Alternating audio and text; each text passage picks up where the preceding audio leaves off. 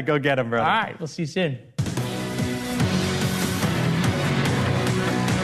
All right, we begin tonight with breaking news. Live pictures of Mar-a-Lago. You can see the police boat's lights in the shot. There is heightened security tonight. The Department of Justice just unsealed charges against an Iranian man accused of trying to assassinate the president-elect back in September. It would have been the third attempt on Donald Trump's life in just over 2 months. The Secret Service is now using robotic dogs to patrol Mar-a-Lago, something that's not even in place at the White House. More on the Iranian murder plot in just a minute, plus details on an arrest near Mar-a-Lago in the latest attempt to break into the president-elect's compound. Also tonight, new signs the Middle East is changing even before President Trump takes office. The Qataris are reportedly kicking Hamas leaders out of the country. It is a major step that would put Iran in its place. Plus, Russia is about to take a major hit. The European Union, just in the last 24 hours, says it is considering buying American natural gas. That is part of Trump's promise to capitalize on American resources. With that, we welcome you to the fairest network on television. First tonight from Washington. What America really said on Tuesday. Donald Trump and his friends argue that his decisive election victory is proof the country wants him to forge ahead with sweeping changes, a mandate for MAGA. There's only one problem. This election is actually much closer than you might think. Take the blue wall, for example. Harris struggled there. But when you look closer at the numbers, Trump's combined margin of victory was 253,000 votes. That's less than the combined capacity of the football stadiums at the University of Wisconsin, Michigan, and Penn State. That's it. 3 football stadiums decided the presidency of the United States. Harris only needed 250,000 votes to win Wisconsin, Michigan, and Pennsylvania. With that, she would have secured 270 electoral college votes to Trump's 269. In other words, she'd be the president-elect, and we would be doing stories right now about how long until Trump is in jail. 253,000 votes. Yet Republicans are gloating every single chance they get on cable TV. The message that was shot across the bow is, guess what? The American people, the voters that voted for Trump overwhelmingly, they are MTG. MTG is not radical or extreme. She's mainstream America. They want change. They know that Trump has a mandate. They want to be part of that mandate. A lot of this was due to certainly our message. President Trump's presence is, phenomenal. Republicans are almost certain now to hold our Republican majority in the U.S. House, gives us the agenda or the mandate from the people to move an agenda that will put the country back on the right track. There is a mandate, but what that is may not be what Republicans want it to be. When we dig deeper into the numbers, it's not that Trump did so much better. In fact, he received fewer votes than he did in 2020. As it stands now, Harris is at 69 million votes. It's worth remembering Biden finished with 81 million, the most in American history. Republicans have a mandate, but it's not what they think, or perhaps more importantly, hope it is. Mark Halperin, host of the Two-Way podcast, former ABC News political director, also author of some of the best books ever written on campaigns, and Sean Spicer, former White House press secretary under Donald Trump. Gentlemen, good to see both of you. Always enjoy watching your morning meeting, 8:30 a.m. on Two-Way. Sean, start with you. Is this a mandate for common sense or for ultra MAGA? Oh, I think in many cases they're the same. I think when you look at some of the things that Donald Trump talked about, both culturally, foreign policy-wise, and domestic policy-wise, like closing the border, shouldn't be ultra MAGA. It should be common sense. They're the same right now. But I would also respectfully disagree with the monologue. Sean, I'm going to stop you right there. Yeah, closing the border is common sense. Deporting illegal aliens who commit felonies, common sense. Jim Banks today on CNN saying we're going to deport 15 million people, and if necessary, we're going to have the National Guard from one state come into blue states. That's not common sense. That doesn't work with the majority of Americans. Well, wait a second. Actually, it does. The last poll was 56% that showed most Americans agree with that. Why is it not common sense that if you break the law to come into the United States, we don't reward you? What's not common sense about that? Aren't we a nation of laws? I'm arguing in terms of where the American people are. You're right on the poll. We covered the poll. So am I. I think Right. Okay, but you said it wasn't common sense. And the majority of the American people right now believe in mass deportations. They believe in a rule of law. They believe in a secure border. So you can't tell people that we're a nation of laws, but then we will reward you for illegally coming into the country, but then you'll abide by all the other laws. So which laws are it okay to break? I think it is common sense to enact laws that you expect people to follow. That's at least my opinion. Okay, fair enough. And you point out the polls speak to that. Mark, Sean says he disagrees with the monologue. We'll get to why he disagrees in a minute. Do you agree, or am I alone here? Well, the southern border needs to be controlled. Almost everybody agrees with that. The key is more enforcement, but also, as I think Sean suggested, deterrence. You know, if you tell people implicitly or explicitly it's okay to come illegally, then there'll be a big business in bringing people here illegally, and lots of people will want to come. I think that it is a straw man and a boogeyman to say Donald Trump's going to deport 15 million people. It's not going to happen. He may have given people that impression. We agree with that. So if you start, as my Trump sources say they will, as Barack Obama did, if you start by deporting people who came to the country illegally and then committed a second crime, if you do that, it's going to be a lot of deterrence. And that may be the end of it. That may be all you have to do. So I think one of the biggest mistakes the press has made in covering Donald Trump, even now, is to say that his agenda is for the ultra extreme MAGA base. He got a majority of the popular vote, and he ran on pretty clear principles, including on immigration. So I don't think you can call that an ultra extreme MAGA base position. I think you can call that a majority position. And it's one that is intended to deal with the problem that the Biden administration inexplicably didn't deal with until a few months ago.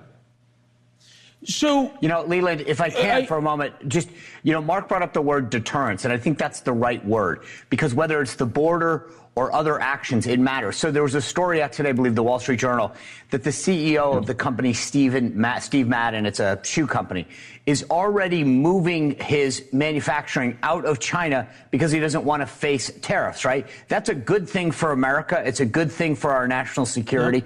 But the point is that sometimes these things that Donald Trump talks about, adding tariffs, closing the border, mass deportations, will incentivize the right behavior because people say it's not worth it. I would rather go do the right thing than face the consequences. So making NATO pay their fair share that they agreed upon in Article 5 I think makes sense. But part of this is that's Donald Trump's style. The monologue you said is actually getting results for the American people.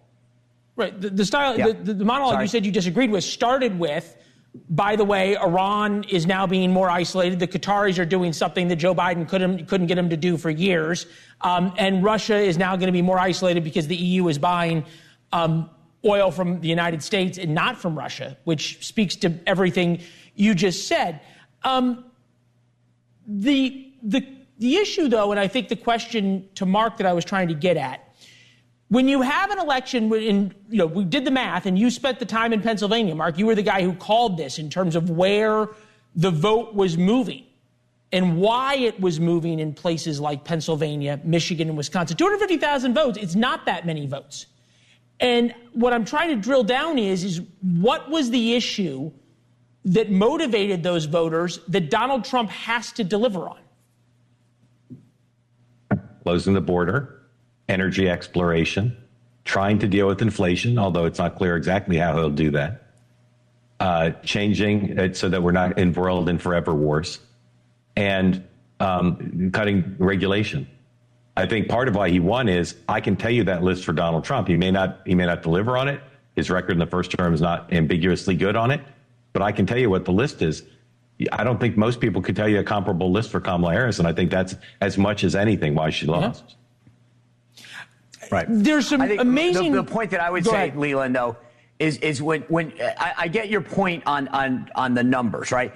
But you can sort of manipulate them. Not you, but I'm saying one could do that. When you look at this race, Donald Trump coming from behind, winning the popular vote, making huge, massive gains with Hispanics. I mean, think about this. Donald Trump, for all of the rhetoric, got 46% of the Hispanic vote. He won a majority of the vote in several battleground states. We did better with women, better with men. That is a mandate, right? When you look at these states like New Jersey, 51%, Virginia, 51.8%, California. Sean, you're giving away the whole. The bottom line is you're giving away the whole show. I got also all those segments going through the show. I want to get back to what Halpern said, because he was on NewsNation special coverage July 21st. And this was about Joe Biden's ouster. This goes to what the Democratic Party is. July 21st, Mark Halpern, roll the tape. He wasn't planning to endorse in order to allow her to have distance from his administration, to do what she said in her own statement, which is to earn it. But after I published what I published, there was a lot of heat. A lot of people called the president and his advisors and said, you have to endorse her. It would look horrible if you didn't.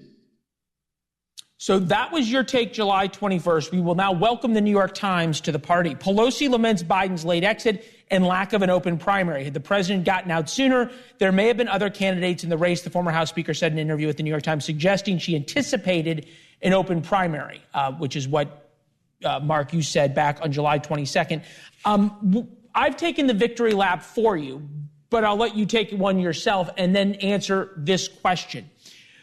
All of the infighting in the Democratic Party, what is the most powerful part right now of the Democratic Party? Is it Team Obama? Is it Team Pelosi? Is it Biden? Who is it? It's no one. It's part of their problem.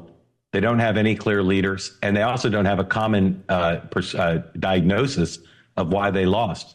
And just to loop back a little, I think it is a mistake for history, journalism, and the Democratic Party to minimize the magnitude of Donald Trump's win.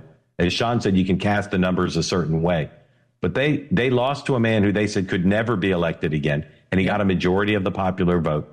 So they have to decide how that happened and what they're going to do about it. And I think it is we haven't heard much from the far left. And I think they have as much responsibility for this loss as any other part of the party. It'll be interesting to see if they allow the party, as the party did in 1990 and 1991, to move back towards the center with a strong leader in Bill Clinton. But I think until they have people who have a prescription for a diagnosis for what happened and a prescription for fixing it that involves keeping Donald Trump from taking the center, they're not going to do well in elections. Yeah, Philippe Reines, longtime Hillary Clinton advisor, who I know you both know well, especially Mark. He was on the show last night. He said, quote, the far left is killing us, to that point. The interesting things happen now among Democrats. Somehow Donald Trump is now no longer a fascist, which was noted by Charlemagne the God, a very popular black radio host and YouTuber. He said that today, and then we were also able to go look back at some tape from just a couple of weeks ago when he was the one calling Trump a fascist. Take a listen. I think that she should keep calling Donald Trump a fascist. And I think that Americans need to keep looking at the rhetoric of Donald Trump. Don't y'all find it strange that now that he's won, they're not calling him a threat to democracy? They're not calling him a fascist? I mean, damn, on Monday. They're not calling him anything. On Monday, they was just calling him that. I would think that, if you really believe that, then somebody's speech would be about how America effed up and how things are about to be really bad. What do you think, Sean? I think facts are stubborn things. And when you wake up and it's not a squeaker of an electoral college victory win, but you go back to what I said a moment ago, you realize that you said that most Americans shouldn't tolerate this guy, that he was Hitler, a racist, a misogynist, and that the majority of Americans, not only did he win a landslide in the electoral college, but he won the popular vote and he made gains that no Republican has ever made before. And in fact, as I said, almost came to parity with the Hispanic vote, right? For a guy who supports mass deportations and a strong wall, which people find, abhorrent on the left. They had to reckon that with the reality of the vote count that said, gosh, A lot of these people that we thought would never support this guy did. We did worse on the Democratic side, going all in on abortion with women against Donald Trump. We lost ground on black men. I mean, so over and over again, there's a wake-up call that says, okay, something we were saying or he was saying, either he was saying something right or something we were saying is wrong, or a combination thereof. But at the end of the day, it's not like you can just wish this away. It was a very, very loud call that the American people gave Donald Trump and the Democratic Party. Now, I would also argue that Americans just didn't believe the fascist stuff. They'd seen him govern for 4 years, and when you're telling people things that they don't believe, it doesn't work. To prove just what genius broadcasters you guys are, you have set up the next segment perfectly. Sean, thank you very much. Mark, thank you very much. Mark's book, we have the cover. Here it is. It's coming. Double Down and Game Change. These were the two books that got me into wanting to cover politics. So, Mark, you're to blame for me being here right now. Thank you both very much. Happy weekend to you both. The Latino vote swung right. You heard just both of these gentlemen say that. That's obvious. The why isn't obvious. We have the answer next.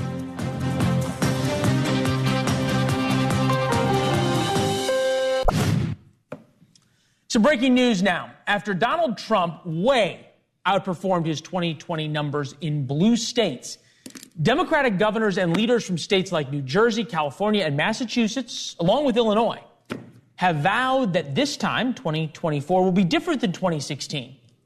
They say they will gladly work hand in hand with the Trump administration. Someone wrote for that for me. It is totally wrong. It's been a long week. Before Trump has even had a chance to name a cabinet, this is the right script. Leaders in those states have vowed to resist Trump at every turn. To anyone who intends to come take away the freedom and opportunity and dignity of Illinoisans, I would remind you that a happy warrior is still a warrior. You come for my people, you come through me. The key here is that every tool in the toolbox has got to be used to protect our citizens, to protect our residents, and protect our states, and certainly to hold the line on democracy and the rule of law.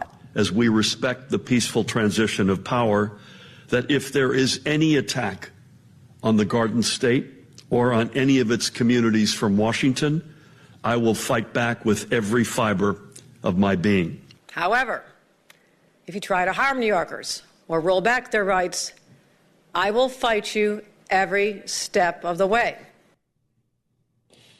California Governor Gavin Newsom has called for a special legislative session, saying lawyers from the Attorney General's office and my office have been preparing for a potential second Trump term for more than a year, and we are marshaling the arguments and evidence needed to be ready to challenge in court unconstitutional and unlawful federal policies and to mount robust and vigorous defenses of California's laws, policies, and programs. Niall Stanage, White House columnist for The Hill, pointed this out to us earlier today.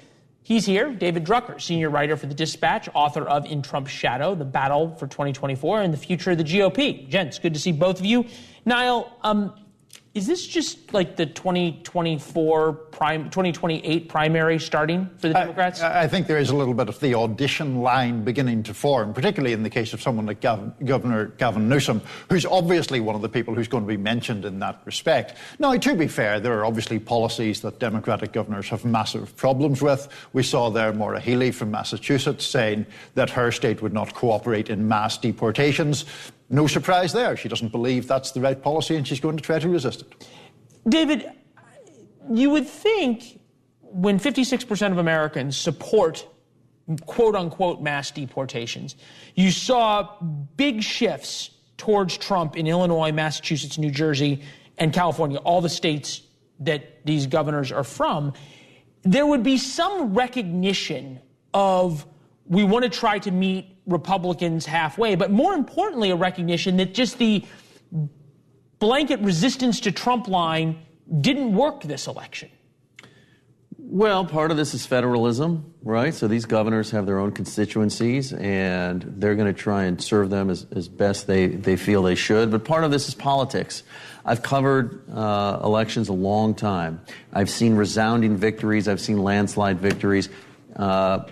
Politicians they don't roll over, they don't compromise, they don't play dead, even when it would seem that their own voters supported the outcome of that election. They take a beat, they take a look at the political playing field, and they say, this is what I believe, this is what I think a majority of my constituents believe. And as Niall pointed out, Donald Trump is, and I don't mean this pejoratively, he's a lame duck in that he cannot run for re-election, even though he is now back in the White House in a sense for the first time. Your book, In Trump's Shadow, The Battle for 2024 and the Future of the GOP.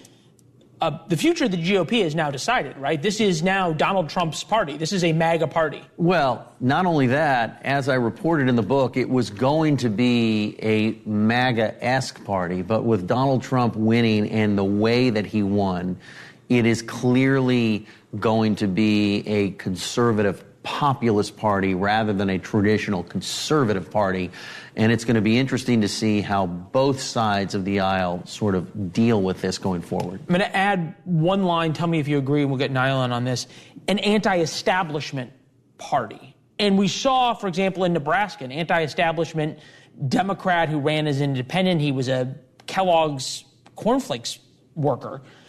Got 48% of the vote against a sitting Republican senator. Is there something for Pritzker and Newsom and Kathy Hochul, who are about as machine politicians as you get, that the lesson from Tuesday may not have been so much just conservative, liberal, or Republican, Democrat, but anti-establishment versus establishment? Oh, 100%. I mean, there's absolutely an anti-incumbent, anti-establishment, anti-elite sentiment out there. There is also, frankly, a lot of pain out there, a lot of disaffection, a lot of people feeling dislocated, not just from the political system, but from any sense of community and all of that. I do think that one of the things that is a fairer criticism of Kamala Harris than some of the other things I've heard is that she didn't really seem to understand that point, that there were people in real pain or very disaffected with the political system. And I think Trump, whether you love him or loathe him, is much better capable of acting as a sort of voice for that sentiment.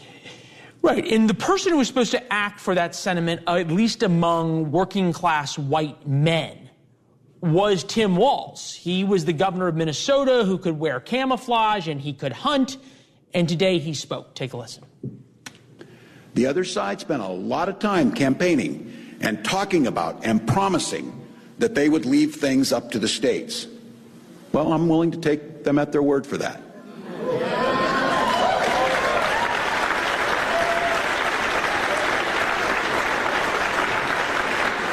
But the moment they try and bring a hateful agenda in this state, I'm going to stand ready to stand up and fight for the way we do things here.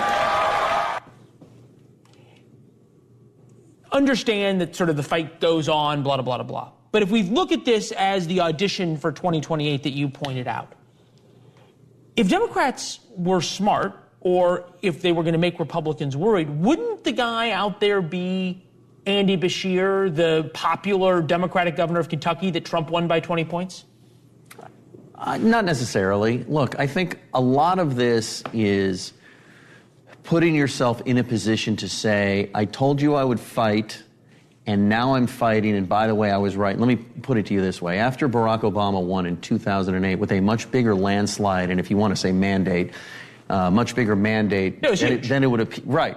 And what did Republicans in Congress do immediately? What did Republicans governor do immediately? They resisted his spending bill, his economic recovery bill. They resisted health care reform, and voters rewarded them for it because they didn't like the agenda. And if they would have stood back and said, big mandate, big win, I guess I have to work with him, they wouldn't have been in a position to take advantage of this. This stuff in American politics wins back and forth very quickly. It could prove to be fool's gold what they're doing now. Maybe voters will punish them, but a year is a lifetime in American politics. There's a midterm election in 2026, and I guarantee you that's what they're all thinking about. Well, look, and that's not the only time the other side was punished, right? Or the winning side was punished. It was punished in 2008. It was punished in 1994, Newt Gingrich, contract with America. So Republicans can remember that as well. Gentlemen, thank you both very much. Appreciate it.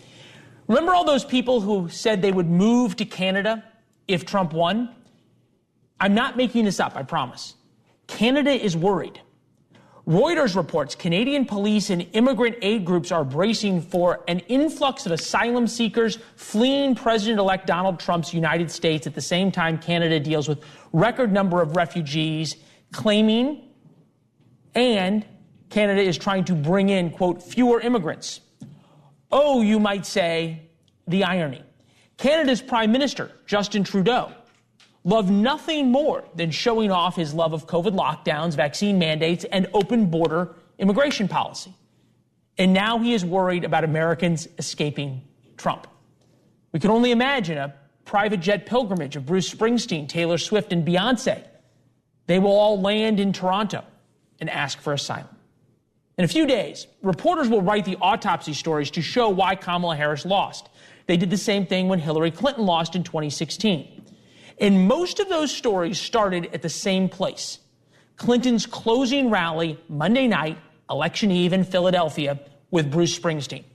We talked about it here on Monday night, election eve, 8 years later. I'm hoping I'm not giving you PTSD of a concert with Bruce Springsteen in Philadelphia 8 years ago with a huge crowd and Hillary Clinton. Let's all do our part so we can look back on 2016 and say, we stood with Hillary Clinton on the right side of history. That's why I'm standing here with you tonight for the dream of a better America. And that did not go well for Hillary Clinton. And the same concert, basically in the same place in 2024, did not work for Kamala Harris. Bruce Springsteen came to sing at one of Harris's rallies too. So did Beyonce. Didn't sing, but was there. James Taylor, Lady Gaga. And the blue wave never came. Then there is one person we haven't heard from in all of this, George Clooney, who wrote the famous op-ed channeling Barack Obama that told President Biden to drop out of the race. Maybe he's at his villa in Italy. He's basically already left America. Reuters reports Google searches for move to Canada surged 1,270% in the 24 hours after U.S. East Coast polls closed on Tuesday. Company data shows similar searches about moving to New Zealand climbing 2,000%. Australia is slightly less popular at 820%. Earlier, we said, oh, the irony of Justin Trudeau turning away refugees. Perhaps we should have said, oh, Canada. That's the name of the country's national anthem that starts, and I quote, oh, Canada, our home and native land. Oh, the irony. A Democrat from Massachusetts has the audacity to say he doesn't want his girls getting plowed over on playing fields, sports fields by biological boys. How Save Girls Sports became a rallying cry for the left.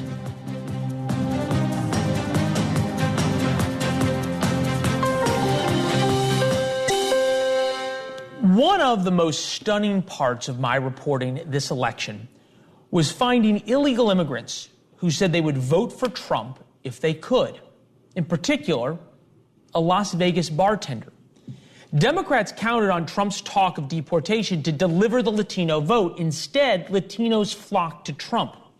President Biden led Trump by 33 points with the Latino vote back in 2020, earlier this week. Harris only got 6 points more than Trump. Some of the biggest moves towards Trump happened in Hispanic-dominated counties along the Rio Grande. 7 of those counties flipped red this election. Democrats now are looking for answers. And instead of looking in the mirror, they are blaming the voters. Latinos in Texas, a district that's 97% Latino, went 75 percentage points for Donald Trump. Why? Misogyny. It's on the border. It's the border crisis is on their doorstep. And they were begging people to care about it for years. We need to take some lessons. That's what that was. The Latino men who, despite the utter disrespect shown by Trump and his promise to deport some of your mixed status families, most of them voted in a 55% majority to make the deportations happen. With us now, Democratic Congressman Henry Cuellar of Texas, who's been talking about this for a long time. Noteworthy that 3 of those counties are in your district, Starr County, that I visited when I went down to the border a number of times. 138 years it's gone Democratic, and now it went Republican in this election. Latinos are not monolithic, but if we talk about Latinos in your district, in Texas, in these areas, did they vote for Donald Trump because of the promises on the border, immigration, deportations, or despite those promises?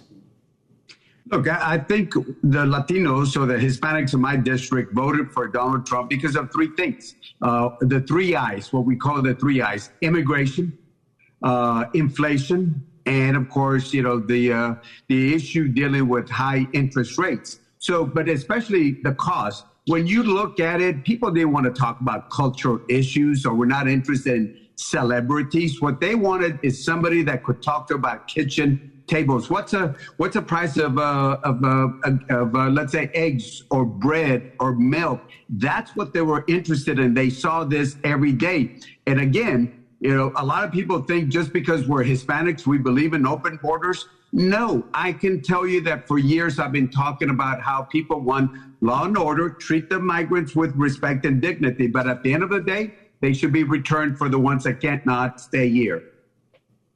My fiance and I were talking about this last night, about why Democrats sort of espouse open borders and they think that the Latino vote then follows.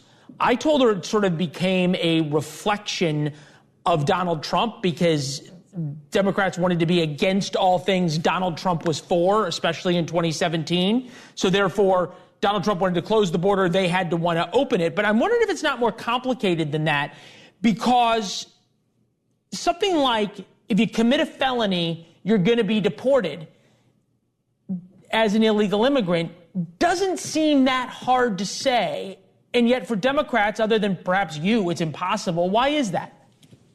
Well, look, when I ask my constituents about people that should be returned, they'll say yes. I don't know about this mass deportation because simply, I do the appropriations for ICE. We don't have the capacity, but I think we need to focus. Any criminals should be returned as soon as possible, number one.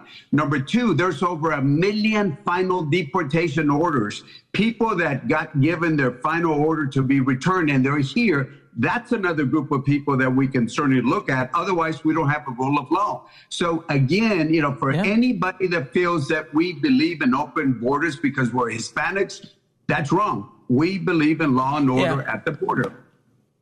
It's stunning to me, the flip side, and I got in trouble in this in our first segment, but it was stunning to me that Republicans don't focus more on the two things you just said, which makes sense, and would force Democrats to have to be against the two very simple things you laid out, but never underestimate Republicans' ability to screw things up. Something that Democrats seem to also have a problem on, and Seth Moulton, sort of moderate congressman, I guess you could say, from Massachusetts, brought this up as well. This was a problem in Hispanic communities about boys in girls' sports. Caught a lot of flack. One of his staff members resigned for saying, I have two little girls. I don't want them getting run over on a playing field by a male or formerly male athlete. But as a Democrat, I'm supposed to be afraid to say that. One, are you seeing Democrats now unburdened by what was and by the restrictions of what was? But more importantly, why was that so hard to say? Why was what you just said about immigration so hard to say for Democrats before the election?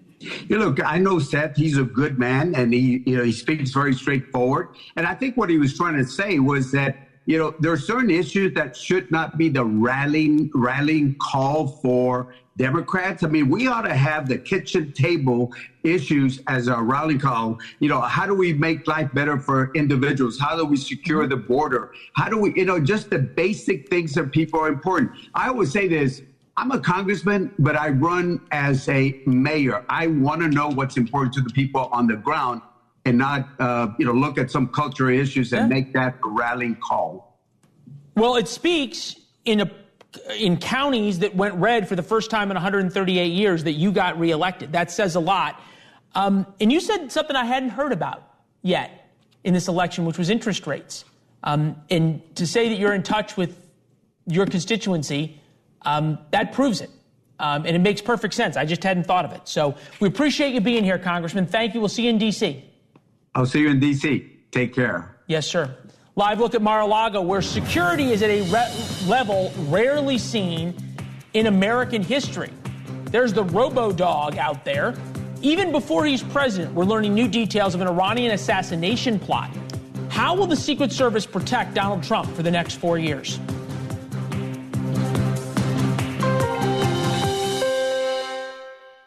Coming up next. Progressive's Auto Quote Explorer gives you the power to make decisions by letting you choose the coverage that's right for your budget. Wow, Flo, I've never had that kind of decision power.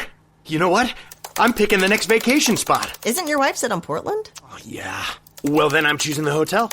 But she has credit card points. Probably makes sense she does that too. Oh, that's true. But I'm packing my own bag. And that's final. Enjoy the power of comparing auto rates from us and other insurance companies with Progressive's Auto Quote Explorer. Progressive Casualty Insurance Company, affiliates, and third-party insurers. Not available in all states or situations. Prices vary based on how you buy.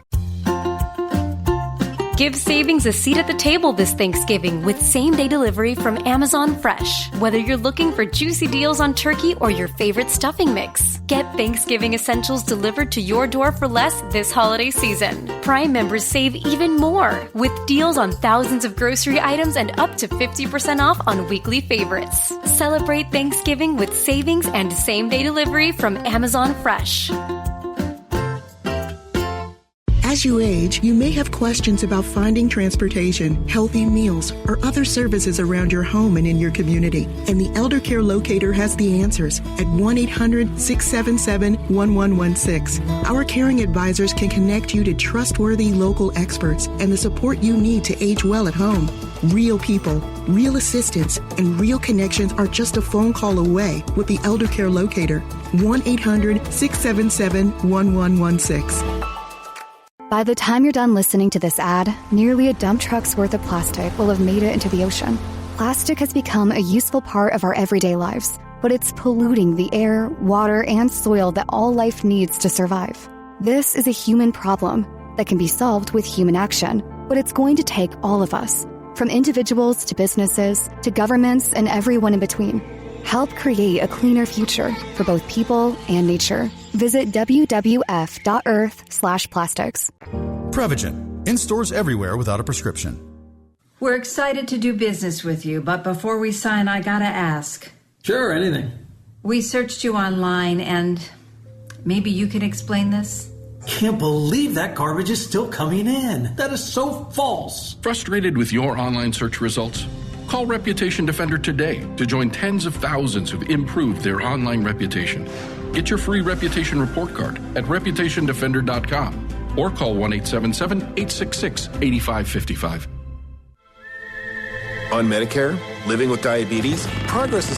Every year, millions of pets go missing, leaving families heartbroken. If you lose or find a pet, Love Lost is here to help. Our free, easy-to-use platform uses photo matching technology across multiple media platforms to bring lost pets home. Just upload a photo and quickly search the largest national lost and found pet database. Let's unite to reunite, because every lost pet deserves to find their way home. Register today at lovelost.com. The key to unlock the next breakthrough in cancer research could be sitting in your driveway. Stand Up to Cancer's vehicle donation program makes it easy to turn your unwanted vehicle into funding to support innovative cancer research. So when you're looking to get rid of your old car, truck, motorcycle, RV, or boat, why not donate it to Stand Up to Cancer? You can be a driving force in cancer research. Donate your car today. Visit standuptocancer.org/cars to learn more. Miles, you're late. Again. You are not living Where have you up to been? your full potential. No sense of responsibility. This is Kevin Love. I've partnered with The Spider Within, a Spider-Verse story to let you know that everyone's going through something, even superheroes. You're not reaching your full potential. Unacceptable, Miles. Let's take the stigma out of asking for help. Hey, Dad, you got a minute? Yeah, what's up, son? I just got so much on my mind, you know? If you need support, visit kevinlovefund.org to learn more. Whether a first-time or regular rider, rail safety is important. Always walk, never run. No riding skateboards, scooters, or bikes in stations or on platforms. Stand back and stay behind the painted or raised markings. Wait until the train stops to approach the door. And if you drop an item onto the tracks, never try to retrieve it. See tracks? Think train. For more info, visit oli.org. This evening at Mar-a-Lago, where the heightened security to protect the president-elect keeps getting tighter. They're using robot dogs to patrol the residence, looking for bomb and chemical threats. It is an unprecedented level of security for a president-elect that will only get tighter as he moves back into the White House in January. This comes at the heels of the latest details from the Department of Justice about an intricate Iranian plot to assassinate Donald Trump. We know that 2 Americans have been arrested in this plot. One Iranian has been charged. He's an Afghan national now living in Tehran who was instructed to surveil and then assassinate the former president. With us now, NewsNation national security contributor, former staff operations officer with the CIA's Counterterrorism Center, Tracy Walder. Tracy, it's good to see you. Is the FBI, CIA, Secret Service ever dealt with a situation and I guess you could say a threat profile like this against now a president-elect, soon-to-be president? Look, I'm sure that they have, but not to this severity, to be completely honest with you. This is now the second time, right, that we've had people arrested trying to assassinate President-elect Trump. And this is highly problematic because Secret Service has really relied a lot on local law enforcement as well as working with the FBI. But now they're having to rely on the CIA for that international piece of information. And these threats are very real. I feel like I've been banging my head against a wall talking about the threat that Iran poses. They have said that this is their mission, and this is the score they're going to settle, and we need to be listening to that. Right, ... The world now seems to be turning against Iran. We reported at the top of the show, Qatar kicking Hamas out. There's reasons to see the Middle East realigning with a Trump worldview. Does that embolden the Iranians and make threats against the president-elect more or less? You know, that's an excellent question, Leland. I believe it actually probably emboldens them, to be completely honest with you, because it becomes more desperate, right, in terms of their situation. The reality is for a while, they were getting what they wanted, much to my chagrin, in the Middle East. But I think now they won't. Obviously, Trump's going to take a very hardline approach to them. We know that. And so I think they're going to become more and more desperate and will become more and more reckless in terms of what they do. So that's the international threat against Donald Trump. You know, for a long time, the rules among civilized nations, right, was you didn't go after each other's leaders. The United States wasn't going to go after Vladimir Putin. Vladimir Putin wasn't going to come for an American leader. Last 30 seconds, the domestic threats against Donald Trump, assassination attempt in Butler, the one in Palm Beach, that probably only goes up when he becomes president, right? It does go up, but the reality is, and I hate to say this, but they will have him more contained to the White House, if that makes any sense. And because they will have him more contained to the White House, it will become easier, or they will have more procedures in place that they've used for quite some time to protect him. And so I'm not as worried about that because he will be in one place that they're used to using to protect him. Yeah, it's a great point. And that's what the White House has been built for. Tracy, thank you very much. Have a great weekend. We'll talk soon. Thank you, Leland. You too. A lot more on the threats against Donald Trump, how to protect him in War Notes on Monday. That is our newsletter. It comes out every day, 4 p.m. Eastern. warnotes.com to subscribe for free. We wrote about the bro vote in War Notes. Trump won big by appearing with the likes of Dana White, Joe Rogan. Now the bros own the libs. The libs plan to fight back when we come back.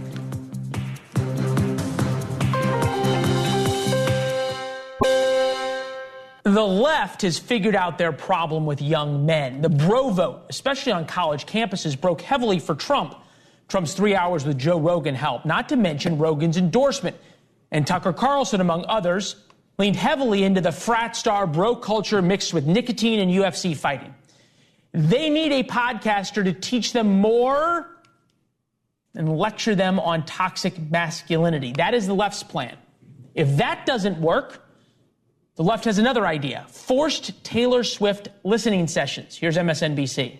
What they have done in their online media ecosystem is build a radicalization engine, literally the way militant groups do around the world, that takes people from relatively low-level annoyances with the world. Why are eggs so expensive? Why is my kid learning this new thing in American history in school that I didn't learn? There is nothing like it on the pro-democracy side. We don't have when a man is just lost and lonely and not yet radicalized, we don't have the equivalent of Joe Rogan and Jordan Peterson to move that man in a feminist direction.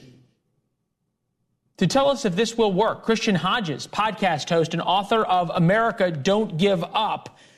Is this the new opening for you to preach about feminism and gain followers? Oh, it definitely is not. Thanks for having me, Leland. Young men like me, we don't want to be feminists. We want to be able to have a family, be able to get married like my sister is tomorrow. We want to be able to have a family, raise a family, have kids, and live the American dream. Taylor Swift is not the epitome of the American dream. Somebody like Ben Carson is, Dr. Carol Swain. People on both sides are the American dream. And that's what we want. We want cheap groceries, cheap gas. We want to not get drafted, but we want to go get a cheap draft on a Friday night. This is what we want. And Kamala Harris gets us none of it. You said that line. You just said it, and I thought it was fascinating because when I was a young man, the whole concept of wars didn't really compute. In fact, I thought of going into the military, but that was before 9/11. And I'm wondering, when you said not get drafted, is that a huge part of this conversation? That's a huge part of the conversation. You know, when I'm out at a bonfire with my buddies, we're out driving around late at night listening to music. This is honestly something we talk about. I've talked with my buddies, and it's not that we're scared to go into war. It's not that we're not fit. It's that we don't believe in the government of a Kamala Harris, of Joe Biden, if we were to be drafted under them, that we're actually fighting a righteous war, and we're actually fighting for something we believe in. We believe in America. But does Joe Biden and Kamala Harris believe in America? They don't. But we know that Donald Trump does, and he proved it in his first term. Now he has the mandate to do it a second time. All right. Christian, congratulations to your sister. She's got a great brother, one who's working hard and also being willing to go down to North Carolina and be with her. Congratulations to her. Have a great weekend. Brian's in for Chris.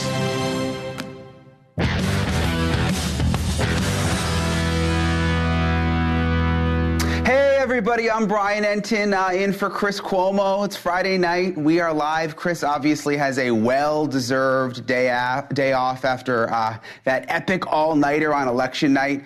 Not only did President-elect Trump win the Electoral College and the popular vote, Republicans also won the Senate, and right now we are waiting on pins and needles for the outcome of the House of Representatives. It is close, and it very well could go to the Republicans, which means Trump will control all of Washington, D.C. Now, as of this moment, 24 races are still to be called in the House. It is looking very good for Republicans. We are watching it now. We're waiting for results. They could literally come at any moment. Remember, NewsNation was the first network to call the presidential election for Trump, thanks to Decision Desk HQ.